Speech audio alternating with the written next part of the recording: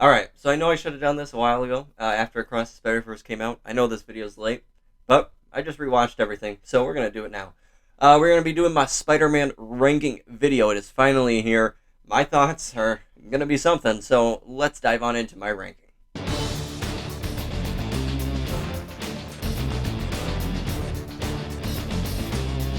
What's going on, everybody? Welcome back to the channel here. I hope you guys are doing well. My name is Tyson, and we are here to talk about movies. We do movie reviews, movie trailer reactions, movie rankings, and we cover major movie news here on the channel. So please stick around and subscribe. We are on our way to 1,000 subscribers, and I would love to have you guys along with us for that journey. So, like I said, we are here for the Spider-Man ranking video. My picks, they're going to be my picks. They are going to be a little controversial, maybe. But, they're my opinions. I want to know yours, so please drop down in the comments below and let me know your full-on Spider-Man ranking, and I would love it to see that. Alright, so with that being said, coming in at number 10, we have Spider-Man 3. This is the last one directed by Sam Raimi. And, this one, I want to like it. I do, but it's hard for me to get above that tier. I think that Peter Parker in here is done okay. But I like his relationship with Sandman. I think that is actually very well done, and I love the character of Sandman, played by Thomas Hayden Church here, and I think he does a fantastic job, and I think that is the strongest part of the movie, frankly. I do think that Venom, I know he was pushed in here by the studio, and you can tell that was not done well at all, and it makes this movie kind of a convoluted mess, in my opinion, because of how much they're pushing. So I do think this film could have been much better, and they could have fixed a lot of things, but unfortunately, just a lot of things weren't working for them in this one. Coming in at number 9, we have The Amazing Spider-Man 2. This one, a lot of people helm as the worst one. I actually like this film quite a bit, actually. I know there are flaws in it. Speaking of Electro, played by Jamie Foxx, he isn't the best villain at all. However, I think his fight scenes with Spider-Man are actually visually pretty cool. And I think in this film, Spider-Man has some of the best web slinging in all of the Spider-Man films in this one. And I think it's done very, very well here. I do think Mark Webb did a good job directing this one, although this one was also kind of studio interference because they tried to push the Sinister Six in here a lot. And that also made this one kind of a convoluted mess. But the best reason to watch this film is the relationship between Gwen Stacy and Peter Parker, played by Emma Stone and Andrew Garfield. They are brilliant together. Their chemistry is insanely good. And I think it has the best relationship out of all the Spider-Man films by far. This one has the most emotional ending to one of those relationships, as we see Gwen Stacy die. Peter is not able to save her, and we get to see that insane, emotional arc for that character of Peter. And I still remember sitting in the theater. I couldn't believe that they actually killed her off. Also, one of the negatives in this film is the Green Goblin, played by Dean DeHaan. Yeah, that's it for that one. Coming in at number 8, we have Spider-Man Far From Home. This is the first Tom Holland one on here. I just don't really like the story in here. I don't like how they got him away from New York. I don't like the drone aspect in here. The Edith glasses, not really either, because I don't think Tony Stark would entrust all that into a kid. I don't think that would work. Also, the way that Mysterio has the drones with Hydra Man and all those people, I'm not a fan of that. I think that is awful storytelling. I do like Mysterio in here, though, played by Jake Gyllenhaal. I think they made that character very interesting in this film. And his relationship between Peter is good at first, but we all saw that twist coming, but I think it was still handled well. The relationship with MJ and Peter in here is very strong, and also, I think, the best part of the movie. But I don't like how they handled Nick Fury. When they made him a Skrull, I did like Nick Fury up to that point, and then that was a whole negative point for me once I found out he was a Skrull. That didn't work for me at all. So, coming in at number 7, we have Spider-Man. This is the first Spider-Man film directed by Sam Raimi, the first time we ever really see him done right in live action. I think it is done very, very well. A lot of people do hold this one in high regard, but for me, it's just not my favorite and does feel a little outdated, especially with the visual effects and how Green Goblin looks in here, who is played by Willem Dafoe and does a fantastic job in this role. Honestly, the best part of this movie, hands down. But I don't really like the Harry Osborn relationship between him and Peter. That didn't really work for me in this one. Again, neither did MJ. And I did love the Aunt May and Uncle Ben relationship in here. And of course, when Uncle Ben does perish in this one, I think Tobey Maguire does a great job handling that. The emotion that he gives in this one is great. And I love that the webs actually come out of his arm in this one. So coming in at number 6, we have Spider-Man 2. This is the last one of the Raimis for me, but also the best one. And I love Doc Ock in this film. I think he is fantastic, and Alfred Molina is amazing in this role. I know that a lot of people do helm this one as one of the best comic book movies of all time still. For me, it just doesn't really get there. Again, it falls into some of the same categories as the first one, where it does feel a little outdated for me. I don't love the relationships in this one. But the story of Doc Ock in here is the only thing I can kind of get behind in this one. The train fight is brilliant between him and Peter, and I just don't like how it ends with Peter getting his mask taken off, and then all these New Yorkers are like, "Oh, we're not gonna, report who you are. Or we're just gonna keep your identity a secret." Yeah, that didn't work for me at all. So that's why it comes in at number 6, although it is a very good film still.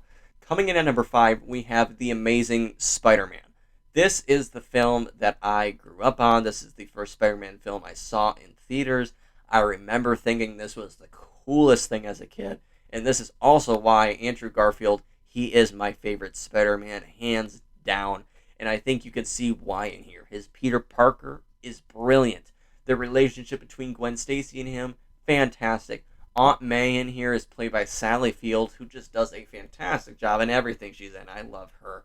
And I love her version of Aunt May in here. And of course, the Uncle Ben storyline is in this one as well. But I think it's handled a lot better, a lot more emotion as well. And I think that also maybe just is because of Andrew Garfield's acting in here.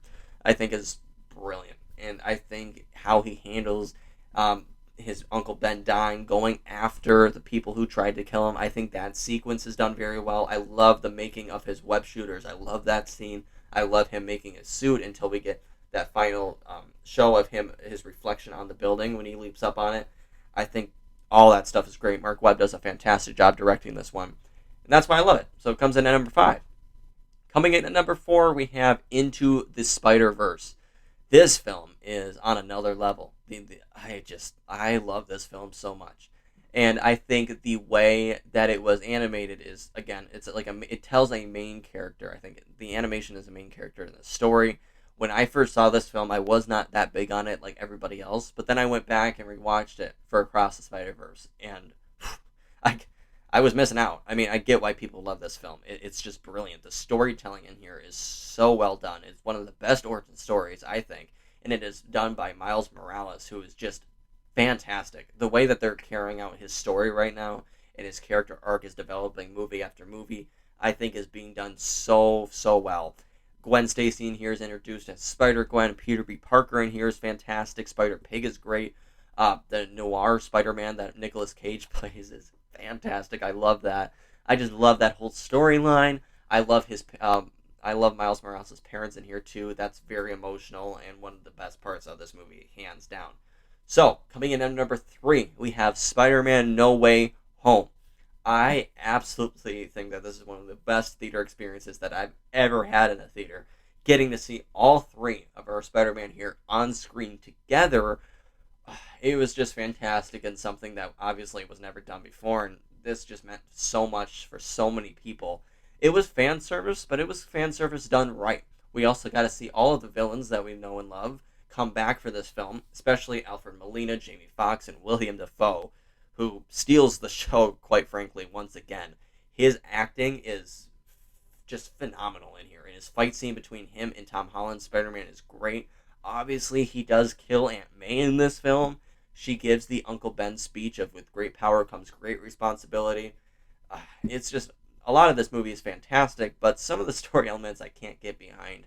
Especially with Doctor Strange here, just allowing Peter and wanting to help Peter and do this spell just because he really didn't get into college seems a little weird, that was the final straw that Peter wanted help with.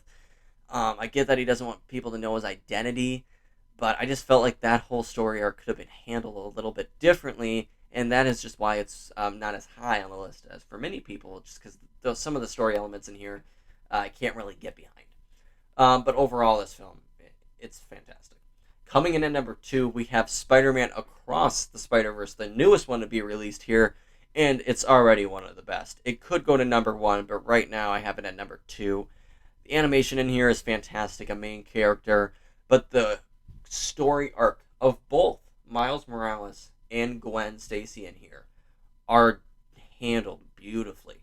The film here is a lot more Gwen Stacy oriented than I thought it was going to be, and I absolutely love that because what we get with her and her story arc, what she's dealing with her own father and her own world, very emotional, and I think a lot of people can connect to that in a sort of way. The Miles Morales story arc in here with him being Spider-Man but wanting to tell his parents, we see him going through that struggle that all of our other Spider-Man have gone through themselves, I think is handled very, very well here. Obviously, the multiverse element in the story is amazing, and I think it is the best multiverse that I've seen handled through any movie, especially the MCU. It's way better than what they have done with it. So I love that. The whole Spider Society that we get to see, all of these amazing cameos that I will say. I don't want to give anything away as it is still out in theaters. Definitely go check it out if you haven't already. But it's just fantastic. The Spot is a good setup for what I think he will potentially be and beyond the Spider-Verse. So excited for that one when it comes out. But yeah, Across the Spider-Verse is just fantastic. You can see my review now. It's up on the channel. I have more detailed thoughts there. All right, that leaves me with my number 1, and it is Spider-Man Homecoming. This may come as a shock to people. I don't think it's as high up on anybody's list that I know, but I just love this film. I rewatched it to make sure it was still number 1. It still is. I think this is the best that Peter Parker has been handled. I think this is the best we have seen him in high school, and we actually can believe that he's a high schooler here.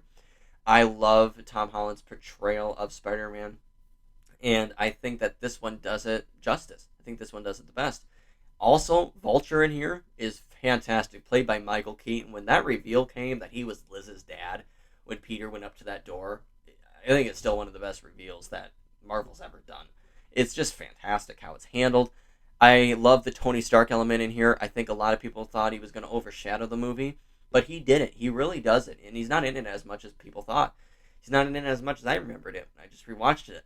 He does play that Uncle Ben role, that mentor role, and I think he does that very well, and Peter needs that, obviously. And I like how they were able to use some of the elements of the MCU in this film. I think it just worked very, very, very well. Aunt May in here is great. I love that she actually finds out at the end of this movie that Peter Parker is Spider-Man. I think that is something that is unique because not every film does that. Not every Spider-Man film does. And I like that we actually get, his family to realize that, yeah, I'm the superhero. So I just think it's brilliant in every single way. Again, Vulture is one of the best villains I think Marvel's done. I love how that story arc is handled.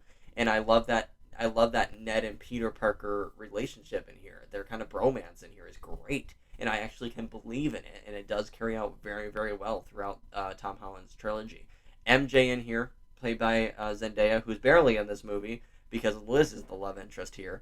I liked how that dynamic was done. I love her DC moments in here when I think her character is very, very funny. I could go on and on and on about this movie, but I'm not going to. I'm going to stop myself. But this is why Spider-Man Homecoming is my number 1 Spider-Man film. So, with that all being said, guys, that's going to do it for me. That's my ranking. Let me know yours down below in the comments. What are your thoughts on what I just said, and what are your thoughts on the best Spider-Man movies? All right. Like I said at the top here, we are on the way to 1,000 subscribers. I would love to have your guys' support. We do movie rankings like this on the channel all the time now. And we're doing reviews, out-of-theater reactions, movie news content. So if you like that sort of stuff, please stick around, subscribe, and share this channel to anybody who loves entertainment content. All right. With that being said, that will do it for me. So until the next one, look out. We got a lot of content coming this week with a lot of movies hitting theaters. So be on the lookout for that. But until the next one, everybody, stay safe out there, and I'll catch you on the next one.